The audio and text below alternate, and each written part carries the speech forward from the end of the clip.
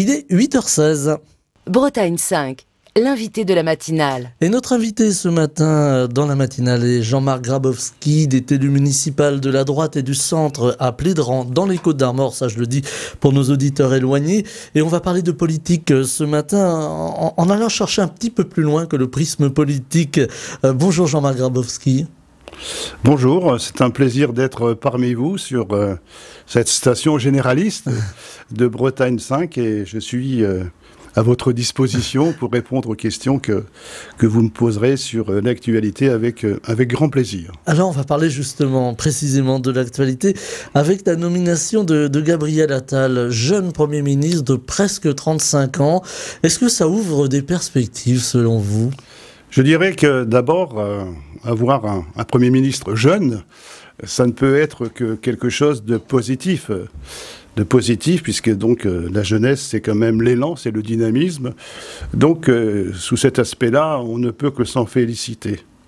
Reste maintenant à voir comment quelqu'un de jeune, de dynamique, qui a quand même une image qui est particulièrement élogieuse, va pouvoir donc réaliser sa mission de Premier ministre, puisque nous sommes quand même en attente de concret, de réalisation, et puis d'un meilleur fonctionnement des institutions qui, on l'a vu donc tout dernièrement encore, à l'occasion donc de la loi immigration, a montré quand même de grands dysfonctionnements.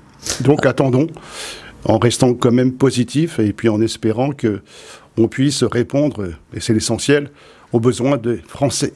Alors les Français le disent aujourd'hui, ils sentent que le personnel politique est éloigné des réalités du terrain. Alors en tout cas, pour ce qui est de ce qu'on pourrait appeler la grande politique, celle qui se décide à Paris, on a l'impression qu'il y a une distorsion entre les attentes des Français, les attentes des Bretons et le terrain.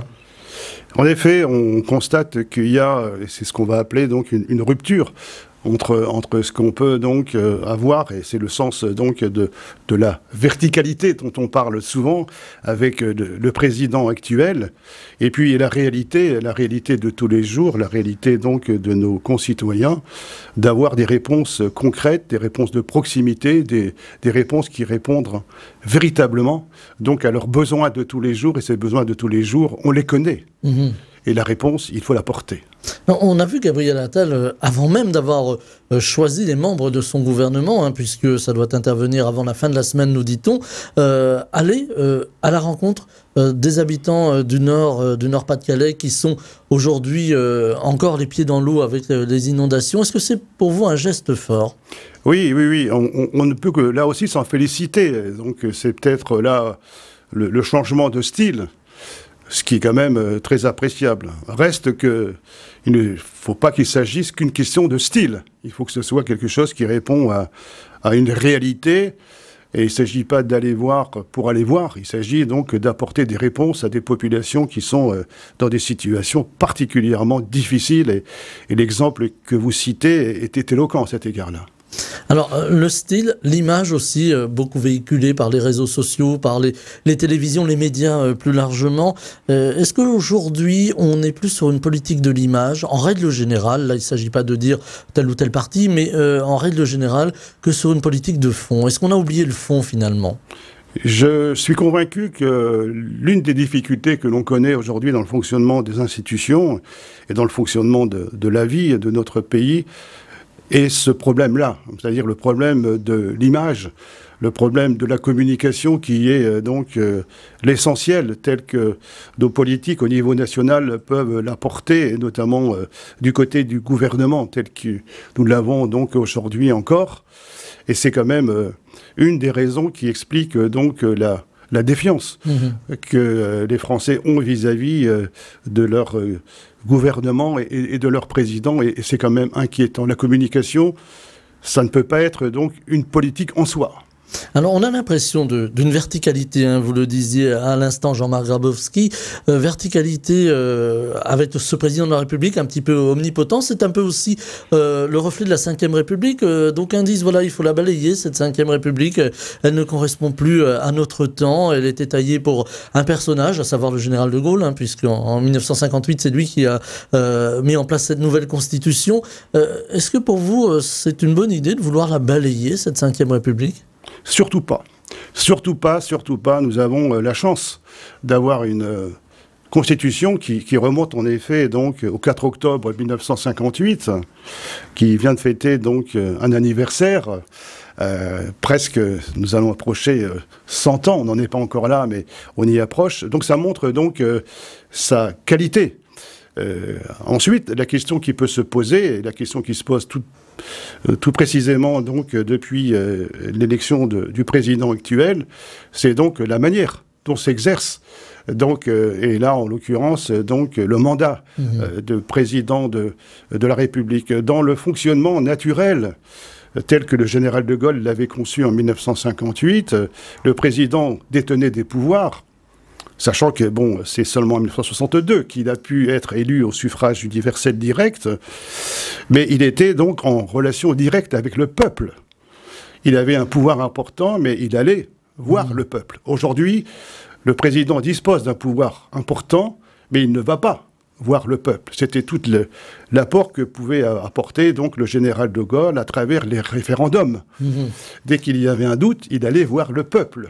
On a oublié cette notion de référendum. Il y a une peur finalement d'un vote sanction. Tout à fait. Bon, il y a quand même quelques mauvais souvenirs par rapport au référendum, puisque donc le dernier référendum n'avait pas été favorable donc au président de la République, et dans la logique du général de Gaulle, le référendum qui n'était pas favorable, c'était le départ du président de la République. Bon, on n'en est plus là, donc raison de plus pour pouvoir le mettre en place. Il n'y a pas d'obligation, c'est pas un plébiscite. On est dans un référendum qui veut dire que donc si le peuple n'est pas d'accord sur une proposition que formule le président de la République n'a pas d'obligation donc de quitter son mandat. Raison de plus pour pouvoir le faire. Et ça permet justement de conforter la légitimité du président de la République et de nouer ce lien qui nous manque aujourd'hui entre le peuple et son président qui est élu au suffrage universel direct. On a senti aussi une distorsion entre les rapports aux assemblées, que ce soit au Sénat ou à l'Assemblée nationale, avec entre autres l'utilisation, alors Elisabeth Borne est partie, mais elle a été une grande utilisatrice du 49.3. Elle n'a pas battu quand même Michel Rocard, qui l'avait utilisé beaucoup plus. Mais voilà, elle l'a beaucoup utilisé, ça lui a été reproché. Et puis est arrivée la loi immigration, qui là aussi risque d'être vidée de sa substance par le Conseil constitutionnel. On en saura un petit peu plus dans quelques temps. Le Conseil constitutionnel devant rendre ses avis normalement fin janvier. Est-ce que c'est une mauvaise façon de gouverner finalement en détournant un petit peu le côté institutionnel des choses ? On peut distinguer deux choses. La première chose, c'est le 49.3 en tant que tel. On peut dire de ce point de vue-là que notre Constitution, et là je le redis fortement, est particulièrement adaptée, puisqu'elle permet donc de débloquer des situations grâce au 49.3. Le général de Gaulle, à l'époque, avait bien imaginé l'hypothèse de difficulté entre ce qu'on appelle le législatif et l'exécutif, s'agissant de pouvoir. Donc il avait brillamment donc trouvé une réponse, une parade à ce type de difficulté, puisqu'il s'agit fondamentalement de maintenir une continuité donc de l'État. Reste que l'usage intempestif donc du 49.3 remet en cause un élément fondamental d'une démocratie comme la nôtre, c'est donc le pouvoir législatif. Nos parlementaires, Assemblée nationale, Sénat, députés, sénateurs, ont un rôle actif. Nous sommes dans une démocratie, dans un régime parlementaire avec une tendance donc à aller vers un régime présidentiel. Mais il est fondamental de respecter le Parlement qui est l'expression du peuple également. Et le fait d'utiliser le 49.3 comme étant donc un dispositif normal, habituel, remet en cause fondamentalement donc ce qu'une démocratie doit donc faire pour respecter le peuple. C'est donc un souci, un vrai souci. Sur la loi immigration, le fait qu'elle soit finalement adoptée et puis qu'elle parte au Conseil constitutionnel, j'allais dire parcours assez traditionnel, mais néanmoins avec un président ou un gouvernement qui laisse entendre que de toute façon, j'allais presque reprendre un mot du général de Gaulle, c'était fichu d'avance. Alors là aussi, on est dans un exemple de pratique, puisque bon, nous avons une constitution, il y a la lettre, il y a l'esprit, mais il y a la pratique. Et là, on voit aussi qu'il y a une pratique qui est dévoyée, comme le 49.3. On ne peut pas utiliser une institution qui est à la fois le sens de la démocratie qu'est un Conseil constitutionnel, puisque son rôle fondamental est de vérifier la conformité d'une loi par rapport à la Constitution. On ne peut pas l'utiliser comme c'est le cas aujourd'hui avec la loi immigration, puisque le président a dit clairement qu'il attendait que le Conseil constitutionnel retoque donc des articles d'une loi qui a été votée sous son inspiration. Donc il y a quand même là un problème. On est en train donc d'utiliser des techniques, alors qu'on est quand même sur des fondamentaux, et les fondamentaux, c'est de donner donc sa vraie mission au Conseil constitutionnel, c'est celle de vérifier la conformité d'une loi par rapport à la Constitution, mais ne pas en faire une juridiction d'appel qui va remettre en cause donc une décision qui a été prise par le Parlement, parce que donc on considère que donc ce texte qui a été tripatouillé quelque part, donc n'est pas conforme au texte d'origine voulu par le président de la République. C'est un grand souci. C'est un grand souci. Une mesure technique ne peut pas être donc considérée comme un gage donc de bon fonctionnement d'une démocratie. Tout le problème est là. Est-ce que finalement la politique prend le pas sur les institutions Là encore, hein, je paraphrase presque le général de Gaulle. À partir du moment où on fait de la politique, on ne fait plus fonctionner l'État. Tout à fait, tout à fait. La politique est importante. La politique, donc, c'est au sens donc originel, donc la vie de la société, la vie de la cité. Il est important que nos politiques donc déterminent les grandes orientations donc de notre pays, quelles que soient les tendances politiques. Mais il s'agit fondamentalement, et c'est le sens d'une démocratie, là aussi, c'est de respecter la Constitution telle qu'elle a été non seulement écrite, dans son esprit, d'autant plus qu'on a la chance, j'y reviens, d'avoir une Constitution qui a montré donc son efficacité, son adaptation surtout, puisque depuis 1958, les situations ont quand même beaucoup évolué, ne serait-ce que cet exemple remarquable, je dirais, d'adaptabilité de la Constitution à travers donc l'hypothèse que nous avons connue avec un président de droite et puis une Assemblée nationale de gauche et inversement. Voilà l'alternance, la fameuse alternance. Donc, tout à fait, donc cette alternance. Et donc le fait de considérer la Constitution comme étant quelque chose qui est un outil qui serait utilisé pour pouvoir donc aller vers des formes donc de manipulation d'une politique qui n'est pas celle qui est voulue par le président est quand même un grand souci pour notre démocratie. On parlait tout à l'heure de l'éloignement ressenti par les Français par rapport au personnel politique, par rapport au gouvernement, par exemple. Alors, je dis gouvernement au pluriel, hein, dans l'acception la plus large du terme. Les Français, les Bretons qui ont l'impression que tout se décide à Paris est très loin d'eux.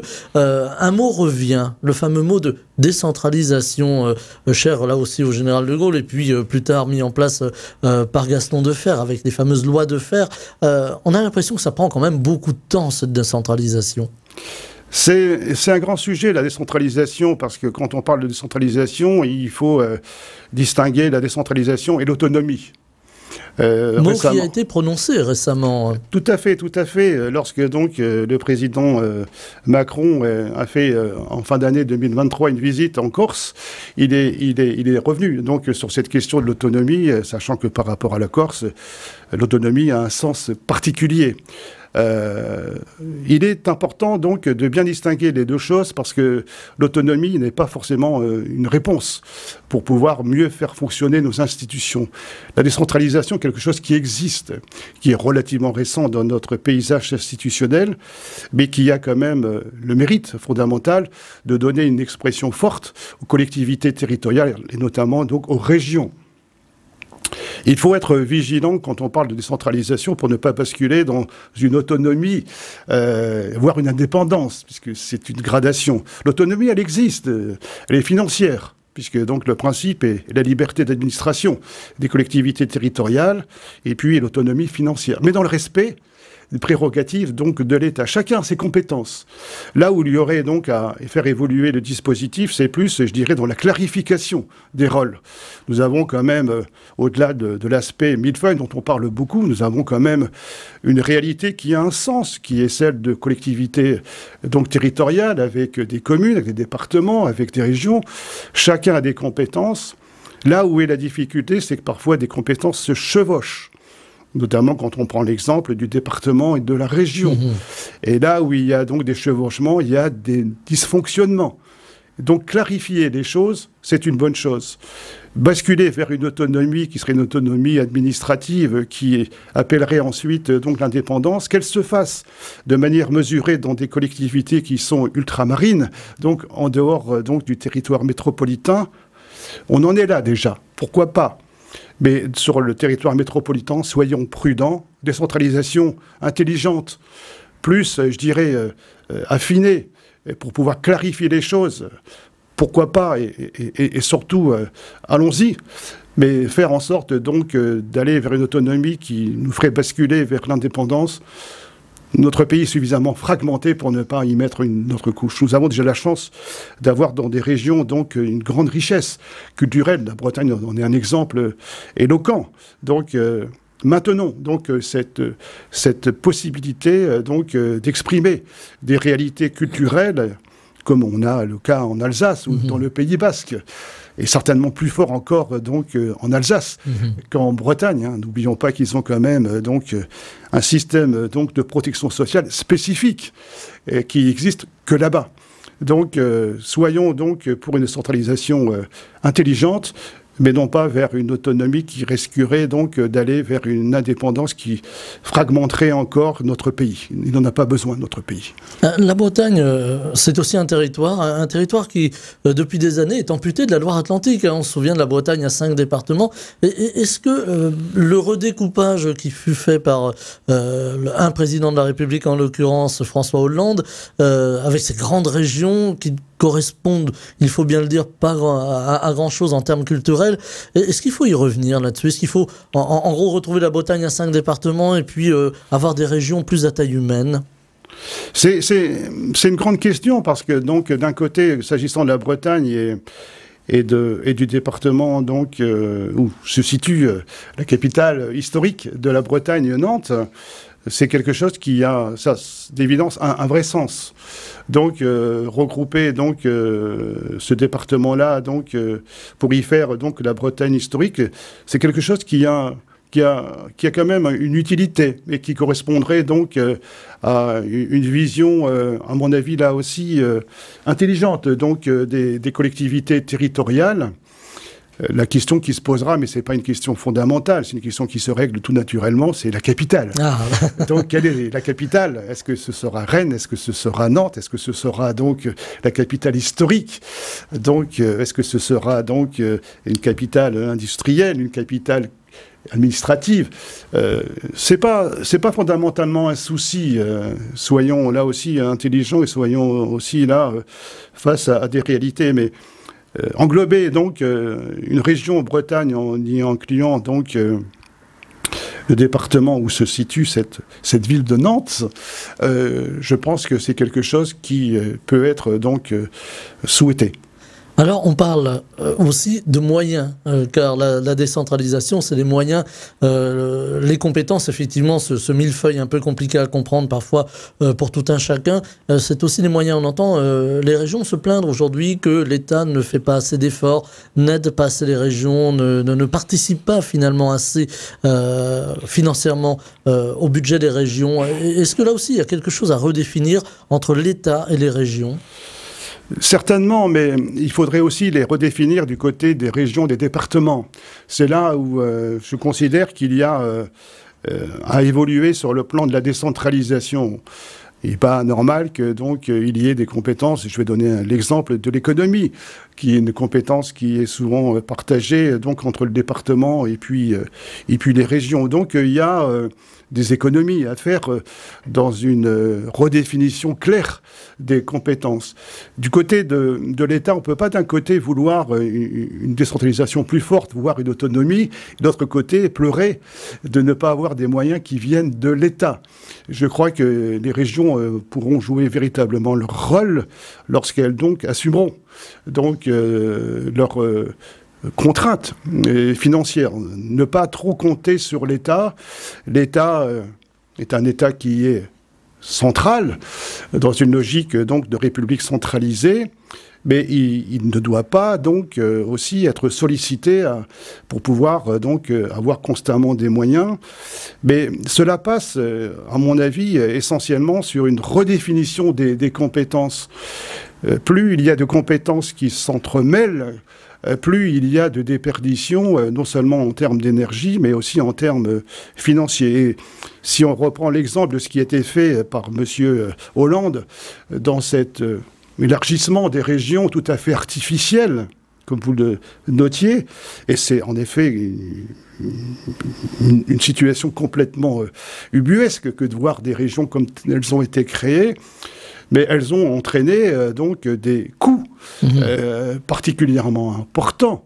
Si je reprends l'exemple donc des Hauts-de-France, entre Amiens, qui était donc la région d'origine, donc et puis Lille, qui est donc l'autre région, et les deux ont été regroupés. Où va-t-on en termes géographiques, ne serait-ce que ça? Donc soyons vigilants là-dessus. Commençons par définir clairement les compétences, évitons les chevauchements.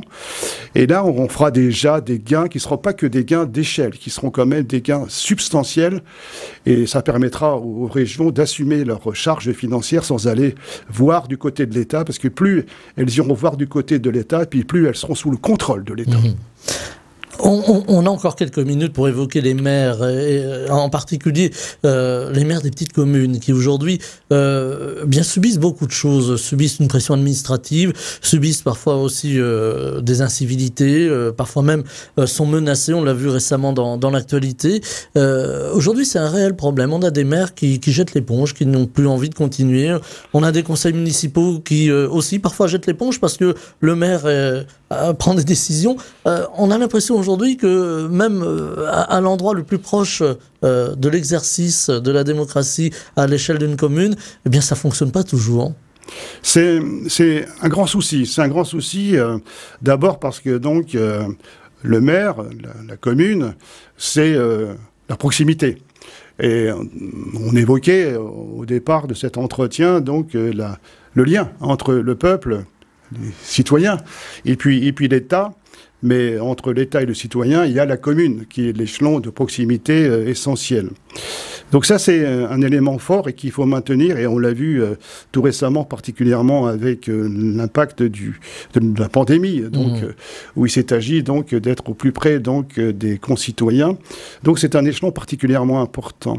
Là où se situe la difficulté par rapport donc, aux collectivités comme l'est donc la commune, et notamment s'agissant donc du maire et de ses collaborateurs et de ses équipes donc municipales, c'est donc le changement, donc là on va parler de paradigme aussi, donc le changement donc de cadre dans lesquels s'exerce cette fonction. Aujourd'hui, le maire et l'équipe municipale, au sens général, toutes tendances confondues, majorité et puis minorité, donc se heurtent quand même à deux difficultés. La première difficulté, c'est pouvoir répondre donc aux besoins, et c'est son rôle fondamental au maire, de la population, mais en ayant donc deux contraintes particulièrement fortes.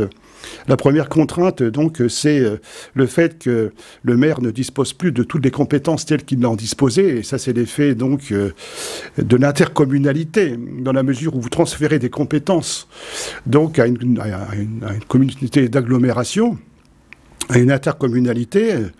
forcément, vous ne pouvez pas répondre. Et la population ne comprend pas. Comment se fait-il qu'on ne répond pas à des questions qui portent donc sur la gestion des déchets, des ordures ménagères? C'est la compétence de l'agglomération. Pourquoi un maire ne peut pas répondre aux questions tout simplement des portages, du repas? C'est transféré fréquemment donc à une compétence de l'agglomération. Donc on ne peut pas répondre, donc ça crée donc une agressivité. On ne comprend pas. Donc la perte de ces compétences voulues dans un cadre juridique qui est aujourd'hui quand même largement utilisé, puis largement profitable pour les collectivités, notamment les petites dont vous parliez. Donc ça, c'est un premier souci. Puis le deuxième souci, c'est le fait du désengagement de l'État. Le fait que l'État s'est désengagé fait que donc les maires ont étendu, à l'inverse de l'exemple que je citais, où ils perdent de compétences, élargi leurs compétences, sans avoir les moyens de ces compétences. Je vais prendre l'exemple donc de la police. La police, donc, qui est une compétence normalement régalienne, qui relève de l'État, eh bien, de plus en plus, les collectivités sont amenées donc à créer des polices municipales, qui ne sont plus des gardes champêtres qu'on a connus par le passé, et ce qui fait que donc ils sont dans une logique où ils prennent des risques, des responsabilités. Et puis on pourrait y ajouter le domaine social, où ils interviennent beaucoup, et puis d'autres domaines où ils ont récupéré des compétences de manière, je dirais, indirecte, de manière quasiment officieuse, par un désengagement de l'État, et n'ont pas les moyens. Donc ça génère une agressivité. Donc l'agressivité, elle vient toujours d'une réponse qui ne peut pas être donnée, alors que le maire est quand même quelqu'un qui est là pour apporter des réponses concrètes, et sur lesquelles donc les concitoyens, donc la population, attend une réponse. On en reparlera des maires ici sur l'antenne de Bretagne 5, c'est important, mais le temps passe et on va devoir se quitter. Jean-Marc Grabowski, élu municipal de la droite et du centre à Plédran, on a parlé de politique ce matin, mais d'une autre façon, au sens large et noble du terme. Merci infiniment d'avoir été avec nous en direct au micro de la matinale de Bretagne 5. Je vous souhaite une très belle journée. Merci beaucoup. Bretagne 5 matin, Stéphane Hamon.